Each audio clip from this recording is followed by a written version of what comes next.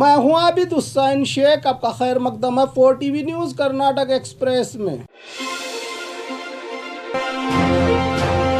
मोदी जी को भी देंगे कांग्रेस की गारंटी कार्ड से 2000 रुपये। सुरजेवाल बागलकोट जिला कांग्रेस भवन में चले कांग्रेस गारंटी कार्ड अभियान का चालन करने पहुंचे एआईसीसी जनरल सेक्रेटरी और कर्नाटक इंचार्ज रणदीप सुरजेवाल ने सभा को संबोधित करते हुए कहा कि कांग्रेस की गृह लक्ष्मी में 2000 की मदद और गृह ज्योति में 200 यूनिट मुफ्त बिजली की योजना को घर घर जाकर कार्यकर्ता पहुंचाए। कहा सुरजेवाल ने तभी एक कार्यकर्ता ने इनसे सवाल किया कि घर में कोई महिला ना हो तो किसे 2000 दिए जाएं। इस पर सुरजेवाल का कहना था कि जिस घर में महिला नहीं उनके घर में पुरुष को भी इस योजना से जोड़ा जाएगा। मोदी के घर में भी कोई महिला नहीं है, उन्हें भी इस योजना से जोड़ा जाएगा कहकर मजाक बनाया सुरजेवाल ने।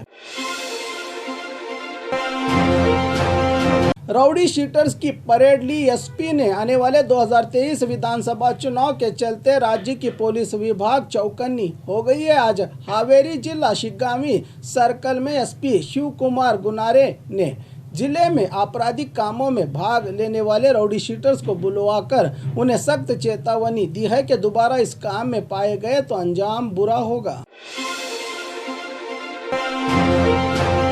राज्य में होगा अमित शाह का दौरा। बल्लारी में राज्य के ट्रांसपोर्ट विभाग मंत्री श्री रामुलु ने जानकारी दी कि आने वाले 23 फरवरी को बल्लारी जिला संडूरू में बीजेपी का विशाल समावेश किया जाएगा, जिसके चलते केंद्र गृह मंत्री अमित शाह आने की जानकारी मंत्री श्री रामुलु ने दी। लेकिन बार बार प्रधानमंत्री मोदी जी और अमित शाह का कर्नाटक में दौरा क्यों का सवाल उठ रहा है कि क्या इन्हें चुनाव में हार का डर सता रहा है।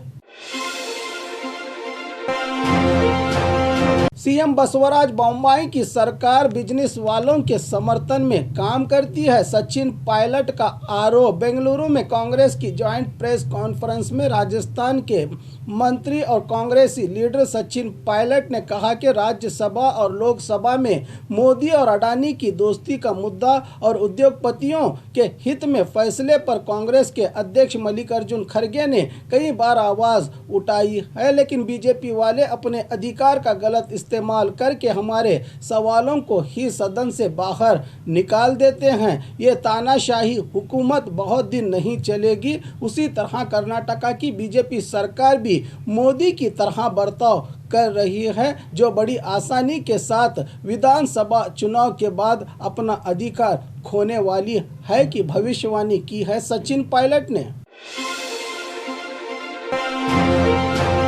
मुतवल्लियों को दरगाह में जाने की अनुमति दी पुलिस विभाग ने। गुलबर्गा जिला आलंद में रहे लाड़ले मशाक दरगाह के लिए दोबारा दरगाह कमेटी ने कोर्ट में अपनी अर्जी दाखिल की थी, लेकिन गुलबर्गा हाई कोर्ट ने दरगाह कमेटी की अर्जी को ही खारिज किया है। इसके चलते आज सुबह 8 से 12 बजे तक दरगाह के मुतवल्लियों को इजाज़त दी गई थी, वो भी सिर्फ 15 लोग ही अंदर जा सकते हैं। इसके बाद दोपहर से हिंदू समाज से जुड़े लोग अपने लिंग की पूजा के लिए अंदर जाने की अनुमति के चलते सुबह दरगाह में मुतवल्ली जाते दिखे दरगाह की जियारत के लिए। जब भी देश में भाजपा की सरकारें बनी हैं तब लोगों ने धर्म दंगल देखा है, चाहे हो वाजपेयी जी की सरकार हो या मोदी जी की। शहरी इलाके में चीते की चहल पहल। राजधानी बेंगलुरु के बगल में रहे तुमकुरू के देवरायापट्टन इलाके में चीता घूमता देखा गया, जिसका नज़ारा सीसीटीवी फुटेज में हुआ कैद। जब से चीते की खबर इलाके में फैली है तब से जनता घरों से बाहर जाए या न जाए इसी उलझन में घिरी हुई है।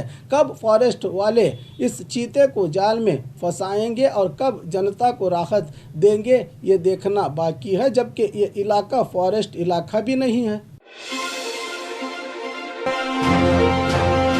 बीजेपी अध्यक्ष जेपी नड्डा करेंगे कर्नाटका का दौरा। आने वाले 2023 विधानसभा चुनाव के चलते बीजेपी के दिग्गज नेता एक के बाद एक राउंड्स लगाते ही जा रहे हैं। राज्य में कभी मोदी तो कभी अमित शाह और अब राष्ट्रीय अध्यक्ष जेपी नड्डा आने वाले 20 फरवरी को उडुपी के कोइलाड़ी के एमजीएम कॉलेज में बीजेपी बूथ विजय अभियान का चालन करेंगे, क्योंकि उडुपी जैसे जिले बीजेपी के गढ़ कहलाते हैं। पहले अपने गढ़ों को मजबूत करने में लगी है बीजेपी। आज इसी की जानकारी स्थानीय बीजेपी नेताओं ने एक प्रेस मीट के जरिए दी। स्टोना 2023 प्रोग्राम में शामिल हुए सीएम बसवराज बोम्माई। बेंगलुरु में Indian granite and mining association की ओर से आयोजित स्टोना 2023 प्रोग्राम में सीएम बोम्माई ने हिस्सा लिया, जहां पर 15th ग्रेनाइट एग्जीबिशन का आयोजन किया गया। इस मौके पर माइनिंग विभाग के मिनिस्टर हालप्पा आचार्य भी थे मौजूद। प्रोग्राम के जरिए सीएम ने इन्हें भरोसा दिया कि इनके विभाग में सरकार से किसी भी मदद के लिए हम इनका साथ देंगे, क्योंकि इनके कंपनी से कई लोगों के घर चलते हैं, कहा राज्य के सीएम ने। अचानक आग लगने से घर जलकर राख। मैसूरू जिला नंजनगुडू में रहे महादेव शेट्टी के घर में अचानक शॉर्ट सर्किट होने से आग ने पूरे घर को ही अपने चपेट में ले लिया। यह हादसा तब पेश आया जब घर में कोई मौजूद नहीं था, लेकिन इलाके के सबसे अमीरों में गिने जाने वाले महादेव शेट्टी के घर में आग लगने से लाखों का नुकसान होने की बात कही जा रही है। गांव के लोग और फायर ब्रिगेड वालों ने आग को बुझाकर इनकी मदद करने की कोशिश की, जो कुछ हद तक कामयाब भी रहे। पद्म विभूषण देने के पीछे सियासत छुपी है। एक्टर अनंत नाग का आरोप। बेंगलुरु में कन्नड़ा फिल्म इंडस्ट्री के सबसे पुराने एक्टर्स में गिने जाने वाले अनंत नाग को पद्म विभूषण देने की मांग की जा रही थी। इस पर उनका कहना है कि मेरे 75 साल के तजुर्बे में देखा है कि कई लोगों को पद्म विभूषण दिया गया है जो उसके लायक ही नहीं थे, जिन्हें ये अवार्ड नहीं मिलना चाहिए था। मुझे इस सम्मान की ज़रूरत नहीं, मेरे भाषा और मेरे राज्य ने इतना सम्मान दिया है, वही बहुत बहुत है मेरे लिए, कहा एक्टर अनंत नाग ने।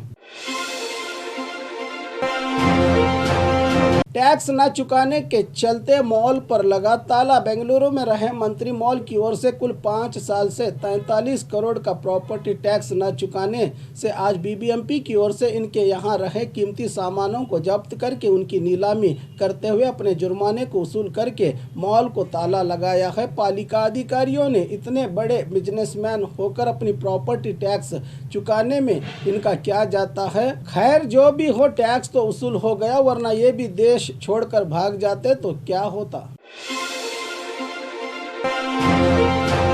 बीजेपी के पोस्टर पर कांग्रेस का विरोध। पोस्टर। बीजेपी की ओर से बूथ विजय अभियान के चलते राज्य भर गली मोहल्लों में बीजेपी का भरोसा कहकर पोस्टर लगाए जा रहे हैं। इस पर कांग्रेस की ओर से इनके पोस्टर पर ही बस अब आपका झूठा भरोसा कहते हुए कान में फूल रखी हुई तस्वीर लगाकर अनोखा अभियान छेड़ दिया है। कांग्रेस पार्टी ने आखिर कब तक चलेगा ये सियासत का खेल? क्या जनता इतनी बेवकूफ़ हो गई है कि समझाने के लिए नए नए नाटक देखने पड़ रहे हैं इन पार्टियों के? और खबरों के लिए देखते रहिए 4 TV न्यूज़ कर्नाटक एक्सप्रेस।